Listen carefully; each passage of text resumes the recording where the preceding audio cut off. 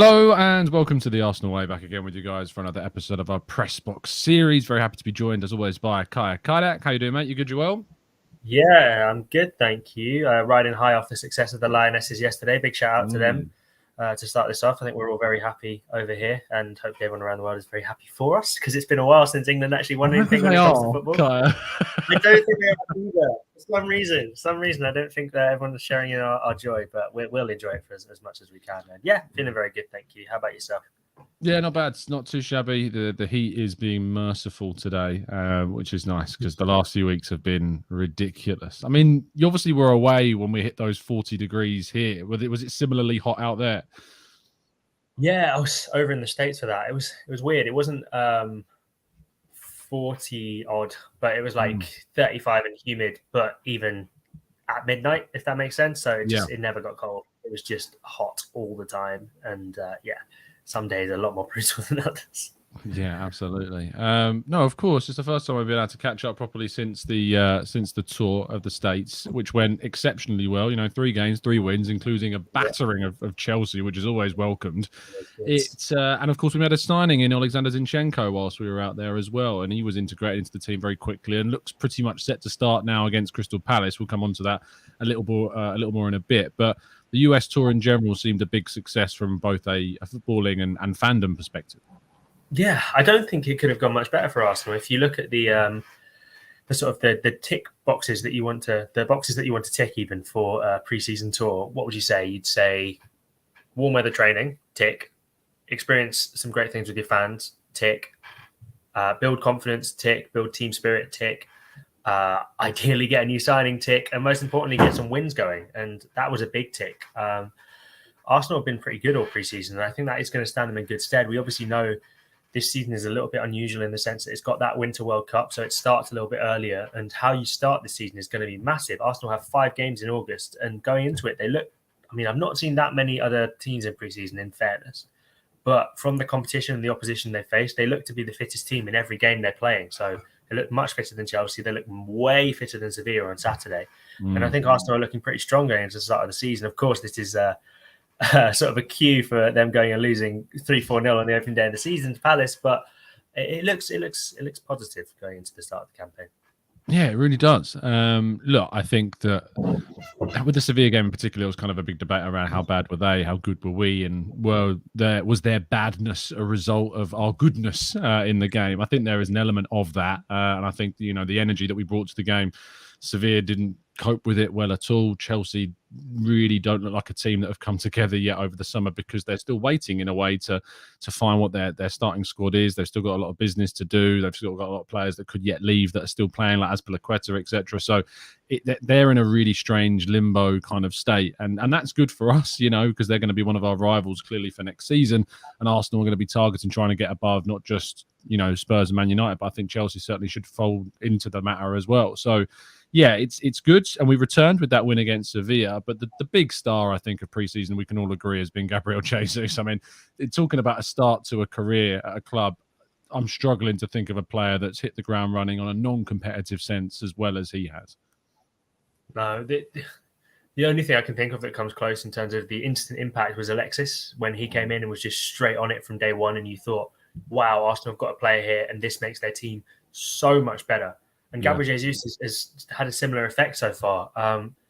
If you look at what Arsenal wanted, I'll go through these tick boxes again because I enjoyed doing that style last time. But if you look at what Arsenal wanted to add to their attack, they wanted someone capable of dropping deep, tick. Someone capable of running behind, also tick. Someone capable of pressing high, tick. And someone capable of leading the attack, tick. Most importantly, though, they wanted someone who scores goals. And the question mark over Gabriel Jesus is, does he score enough goals? His XG has been slightly higher than his actual goals ratio over the past few seasons at Manchester City. And I think people have fairly questioned that. But what is it, 6 goals in 5 games? Or maybe 6 in 4 or something since he's come to Arsenal? I mean, that's not a bad record, is it? So if he can carry that into the competitive season, then I can't see any reason why Arsenal's attack won't look so much better. I think it's all really positive with Gabriel Jesus. He looks like a fantastic player. He's adapted really well. The players really like him. And speaking to people around the club, they're very clear when he's come in. He's not sort of been shy about coming forward. If he sees something wrong, he'll say, look, this isn't how I think things should be done. And he'll say that. So I think Arsenal need a bit of that. I think they need a bit of that culture of calling out things that are sort of viewed as mistakes. And maybe in the past, the team have been a bit too nice. Arteta himself is a bit too naive. Jesus certainly isn't that. He's happy to mix it with physical defenders. He's happy to go around smaller defenders. He's happy to have a race. So I think he's looking pretty good in terms of a centre forward that Arsenal wanted. And let's not forget Eddie's looking pretty good as a backup to him as well. Yeah, scoring plenty of goals in pre-season as well. It frustrates me, I think, sometimes when I think Eddie gets a bit of a rough ride from pundits, fans alike. And I think that he ended the season, of course, very strongly. He's continued that form on, signed that new deal. He's not slacked off because he's got, a very well-paid new contract. I think he's looking to be ambitious and fight for a place and not only compete with Jesus, but work with him. And I think those two have combined well when they've been on the pitch at the same time. So I think there's real scope for those two to play together fantastically well, and of course to deputise when we need him to. We're going to rotate. We've got 4 competitions this season, and you can imagine he's going to be starting probably all of those Europa League group stage games at striker. So yeah, I'm intrigued to see what happens. There is still work, I think, to be done in the market, and Arteta himself has admitted that. You sat down with Edu, and he spoke about quite openly and honestly about players that we missed out on. Rafinha came up in particular. That was a very interesting part of the discussion, as was the investment, as he described it, in players that we've kind of paid to leave the club, which was a very honest admission, I think, of the way in which they've approached it. I think it changed the minds of some, on about how they've approached those deals. There was a frustration, I think, around the idea of paying off Ozil, paying off Aubameyang, Mustafi, Socrates also in there too. Bellerin, we don't know what's going to happen with him this summer, but could follow a similar route. Maybe we'll see. But I liked the honesty, and you were sitting in the room with him doing the interview. How did it feel? How did you get, just because obviously what you read on the page is and can be very different to the feeling you get when you're in the room with the person. So how did he come across? Particularly with Edu, where I think he's a very exact. He's very. He speaks in gestures, so he was moving his arms a lot. He was very passionate. He was banging the table, right? Quite sweary, quite foul mouthed in his interview. But I liked a bit of that. He wasn't afraid to sort of say what he thought. And listen, as a journalist, and we all interview plenty of people, and you get used to the stock answers. You get used to the it was a good game, move on to the next one, that kind of thing. And it's nice to hear something a bit different, a bit refreshing. And he's used to that in terms of.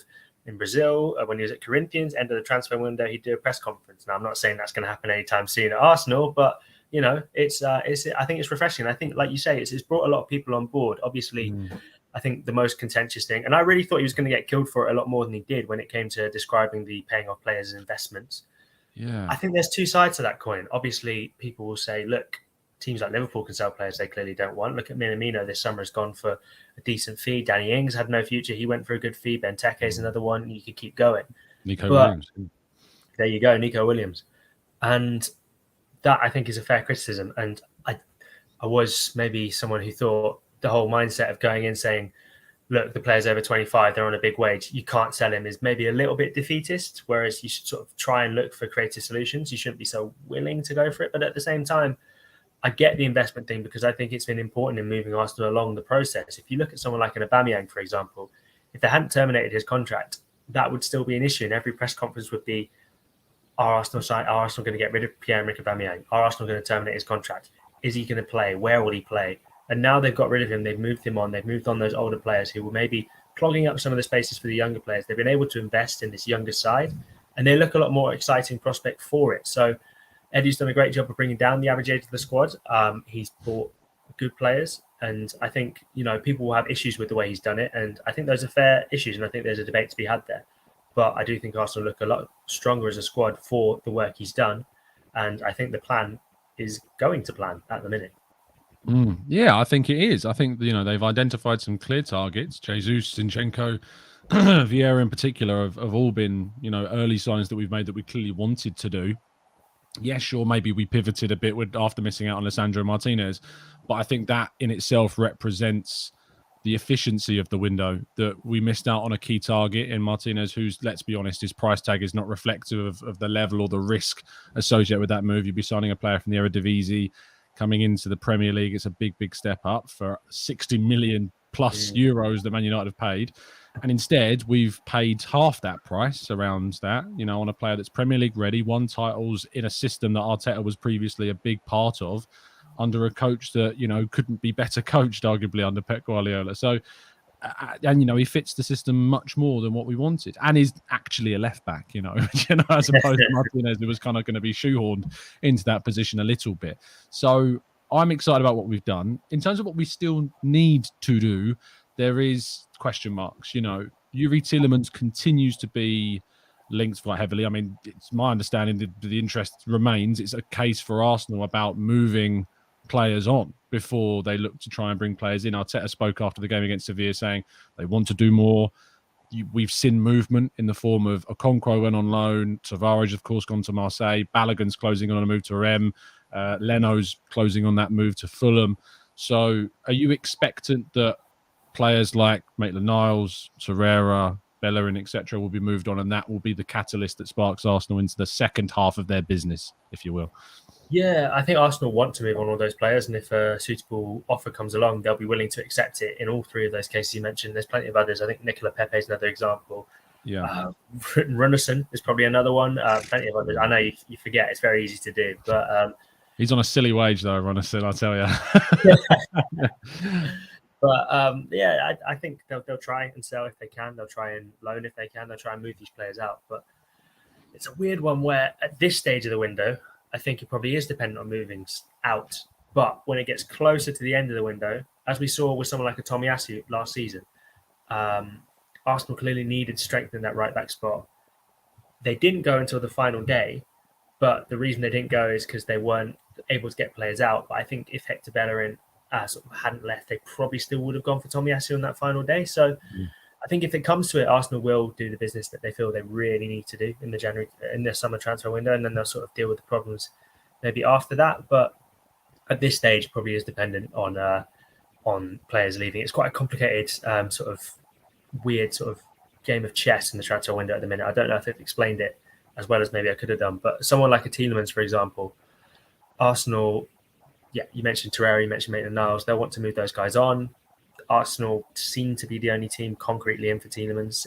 They seem to have agreed terms with him, but at the same time, they're pretty happy with what they've got. Albert Sambi-Lokonga is really impressed in pre-season. I've spoken to people at the club who are really happy with the way he's sort of adapting to that role as a left 8 rather than a 6, which is quite interesting. But also, Arsenal are pretty happy with the options they've got in Fabio Vieira behind Martin Odegaard, but they wouldn't say no to a player of the quality of Youri Tielemans. So it's a weirdly complicated balancing act where, there's a lot of ifs, buts and maybes right now, which is why reporting it, particularly around Arsenal, has been so difficult this summer because there's not that many certainties, but they are keeping an eye out. And, Youri Tielemans is a player on the list. There's plenty of other players on the list who, we haven't heard concrete names about, but I'm sure will come out as the window continues to unfold. Indeed. I mean, I've written a piece that's literally just gone out talking about kind of the ultimatum that Edu has with Maitland-Niles and Torreira being the two key surplus players, theorising around the idea that, to pay their wages for the next year is around £6 million plus. Is it worth, are we going to allow basically a £6 million investment to block the potential signing of Tielemans this summer? I don't think it's worth. I think it's certainly worth, going and getting Tielemans if it means that we have a couple of players that are not in the squad. And to be honest, with the window the way it is, I think we're probably expecting a lot of business, especially outgoings, to happen in the last couple of weeks as teams look to their plan B, C, Ds when their plan As don't work out, and they look to find cheaper alternatives because Arsenal will be open, we'd think, to probably dropping the price tag. When you go to a market in those last hours of the market, it's like giveaways, 10 apples for a quid, all that stuff. So I expect the kind of thing to go down that pathway. The other area before we go and talk about Palace is the forward line. Obviously, we were very heavily in for Rafinha. Edu talked about that with you, and it's very evident that that's a position that Arsenal have had some interest in trying to move. I personally feel as though there's not a glut of genuine quality in a right wing position on the market right now. And I have a sneaky suspicion, and this is based on just purely theory, that Pepe will probably end up staying this season and that we will probably see Arsenal then move in the next summer window for that right winger because there's just not the options. But how do you feel about that area? Yeah, I'm slowly veering towards that point of view as well. To be honest, if you hear and you read all those reports, it does suggest that Arsenal are looking at a forward, and it's not so they don't necessarily want someone. This is something I have heard. They don't necessarily want someone who just plays at right wing. They want someone capable of playing across that front line because they've got Jesus who can play on the right wing. They've got Eddie who can play on either wing, and Martinelli and Smith Rowe and Saka and plenty of others. Marquinhos is another. So they're not 100% set on sort of just a right winger. They want someone who can play as a forward. So maybe we should try to move the topic that way. Maybe that will help in terms of the sort of narrowing it down. But I'm not. I'm veering towards your point of view. I think Pepe is someone who is still for all his faults within Arsenal's system, he seems to be quite professional about the way he's sort of handling this, because he could easily throw his toys out the pram. He could easily do a lot more to try and force the move, but he's been pretty solid about things, and he works well within the team. He's he's not exactly a core member of the social group, but I think he's liked within the squad, and I think they do respect him as a member. So it's maybe if he does end up staying, they won't go and sign someone, but it's a similar thing to that Tielemans one, where late in the window, if Arsenal decide we need another forward, then they'll go out and get one, and then maybe Pepe will sort of be left wondering sort of how many minutes he'll be getting. But it's very tricky to say. If Pepe does end up staying, I'll be honest, I wouldn't be totally surprised, but we'll see. So Crystal Palace, of course, on Friday, it's we are the Premier League flag bearers again for another season. Do you find that extra pressure? Is there additional pressure, or do you think having done that last season there, if anything, we've kind of got that experience of doing it now and have a chance, arguably, to avenge what happened last season as well? I like that second point of view. That's very optimistic. I like that. The Avengers. Here we go. Yeah, let's avenge it. No, I Crystal Palace is a weird ground for Arsenal in the sense that it's so small, it's so compact, the atmosphere is so hot, and it's a very young Arsenal squad. So how they go there and deal with that will be very interesting to see. And I think that will set the tone really for how they approach this Premier League season going forward. I think, it's a very difficult one to predict, because I think if there was many sort of teams around that area of the table, I think you'd be a bit more optimistic going into it. But it's tricky, isn't it? Crystal Palace have a lot of things that could cause problems to Arsenal. They press high, they work hard.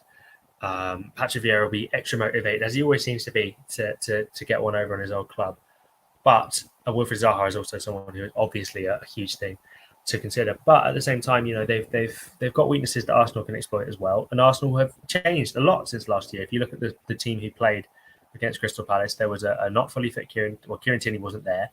There was a not fully fit Thomas Partey towards the end. The midfield changed, the fullbacks changed, and you would assume, fingers crossed and all that won't be the case going forward. The back line is completely different. Ben White's playing right back, which is fascinating for me personally. I just think that's really interesting to see how he's going to do. Will Cedric play? Will Tomiyasu be fit in time? I guess not for Tomiyasu, but those are things to sort of keep an eye on. And the left back situation looks a lot more secure. Midfield looks pretty secure, and I think Arsenal will, if they can't be confident going into this Crystal Palace game, then what can they be confident for? What has this whole pre-season been about, if not raising their confidence for this kind of tricky away fixture? And it's a very generous start to the league for Arsenal in terms of the fixtures they've been dealt with. So why not start it off with a win against Crystal Palace? Yeah, indeed. It's a start of the season that completely contrasts the last one. If we had Chelsea and City so quickly and early on in the campaign in two very difficult games after we didn't start the season well, and we had COVID affecting us massively with Aubameyang and Lacazette out. White also was ill in that game against Chelsea and missed the City game. We hadn't brought in Tommy and Ramsdale at that point to start. Odegaard, I think, started the game against City as his first game, but wasn't yet up to speed. Look, I think that there is so much more to be excited about. And the pre-season, last year was obviously the Euros, and that interrupted things massively. Whereas this summer we've had a lengthy time away. The team has gelled and molded together. We've got new players in, and I think we can pretty much, with a certain amount of confidence, say that the team that played against Sevilla from the start will be the team that probably play against Crystal Palace. Yeah, I think we'd all be very surprised if it wasn't.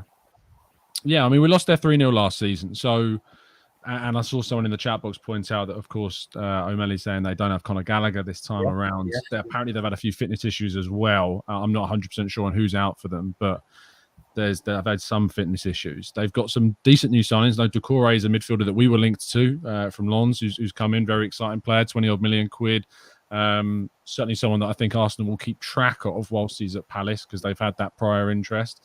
And also they've brought in some exciting young players, which they've tended to do over the last few years. They've kind of taken a strange kind of ulterior Arsenal model where they're looking at bringing in youth.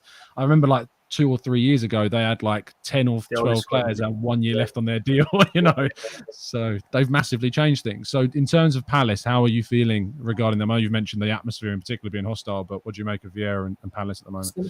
Something to also mention about Palace, which is quite interesting, is that a lot of their players weren't able to go on their pre-season tour. They were in Southeast Asia as well, but due to vaccination rules, the likes of Wilfried Zaha, I think Eze as well, weren't able to travel. Right. Correct me in the chat box if I'm 100% wrong on that, but Zaha for sure. I'm not sure about Eze, but two very important players for them who weren't able to be with the group, build up their fitness. Obviously, they would have been doing training back at Selhurst Park, or I don't know what the Crystal Palace training ground is called, but they'd have been doing training back in London.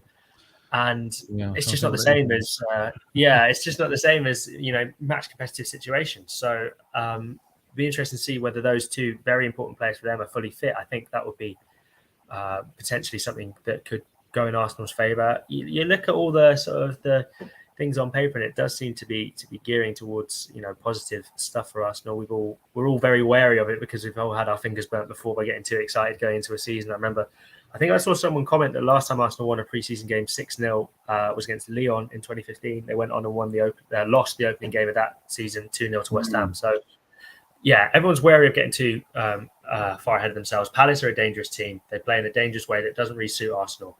But at the same time, Arsenal have improved a lot since last year, and they've got a lot of good players looking very good at the minute. Very interesting indeed. It's going to be a tough test. It's important, I think, that we contain or maintain the momentum that we built up in pre-season. Anything other than, I think, a win in this game, whilst a draw wouldn't be disastrous, and I think there'll be plenty of teams that go to Palace this season that are in a fight for top four and won't pick up wins. But considering the timing of where this game is, it could not be more important for Arsenal as a victory. And getting, to be honest, this game out of the way, because it is a bit of a banana skin for Arsenal at times, is really key as well. So that's going to be a big kind of test throughout the season, removed from our schedule, which is great. Lastly, we did have a question come in that was asking you to be put on the spot. What do you think the scoreline will be this Friday from Austin?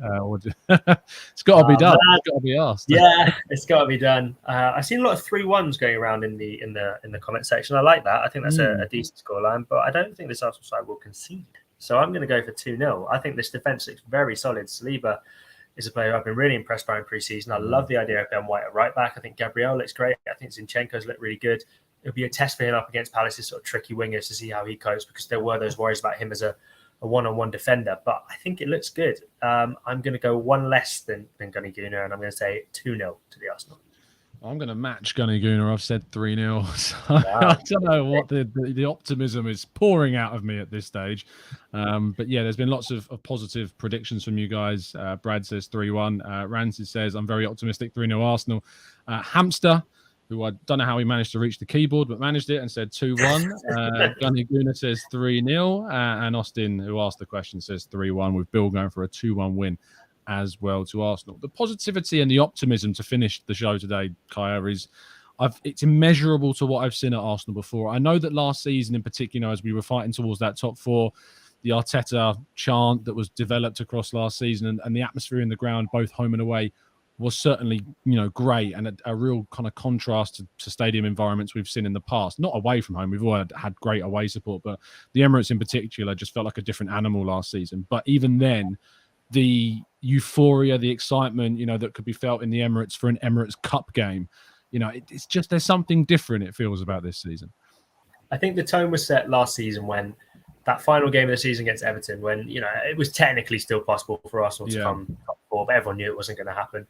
And almost from the start, people were singing that Super Mick Arteta chant. And I think that really set the tone for how impressed Arsenal fans have been with the project. And I think Arsenal, obviously, results are important and wins are important, but I think most people are quite happy if they see the club going in a direction which they think they can get on board with. They're happy to jump on the hype train. And I think Arsenal is a club who historically, going back to the years of Arsene Wenger, have played good football, exciting football, which they seem to be getting at the minute. They've invested in young players, which they seem to be getting at the minute. and they're competing with the top teams, playing the way that they play. They're not changing their style for every other team, which was the case under Unai Emery, I think. So I think you see his video, by the way, in the last couple of days. I did. I would recommend it if somehow you haven't seen that, because it's been on literally every possible Twitter and Instagram kind of account you can imagine. If you've not seen it, then do check it out. It's quite funny. But I think Arsenal have a clear identity, and I think it's a lot easier to get behind a team with a clear identity, and that shows in the way that like you mentioned, the Emirates Cup support, that Everton support, and hopefully going into the Premier League season, the Crystal Palace support too. Absolutely. Thank you so much, Kaya, for joining me this afternoon for a chat as always. Are you going to be at the ground on Friday? Yeah, I'll be there. Selhurst Park, first game of the season, first time at Selhurst Park actually. So looking forward to it. Should be good. I'm worried about the leg room in the stadium. I've been told it's not very. It's not. I've been there twice, and we lost 3-0. We lost 3-0 once. That was not the last one, but we lost 3-0 a few years ago, and then I went to the 2-2 where Xhaka scored that mad free kick from the right hand side. It's not good for the away fans at all. Okay. Well, I'm glad you're not going then, so we can get the I'm a bad omen. Guys away from the ground, please. But I think it should be good. We'll see. Indeed. Never again, Crystal Palace. To be honest, I love the ground at Selhurst Park. I love the atmosphere. It's one of the best stadiums for an atmosphere in the league. So it's worth a visit. Just not for me anymore, because it causes us to lose. Maybe I'll go and sit in the Palace end when they're playing Spurs. That might just have to be the way around it. Thank you, everybody, for listening in. Really appreciate your time, as always. Do subscribe to the Arsenal Way. We've just hit 25,000 subscribers on the channel as well. Thank you for the continued support, as always. We'll be back tomorrow morning, as usual, at 10 a.m. I'm well informed that Bailey will return, and hopefully Chris can as well. We will see you then. Have a fantastic evening, and as always, up the Arsenal, and keep following us down the Arsenal Way. 49, 49, undefeated, playing for the Arsenal Way.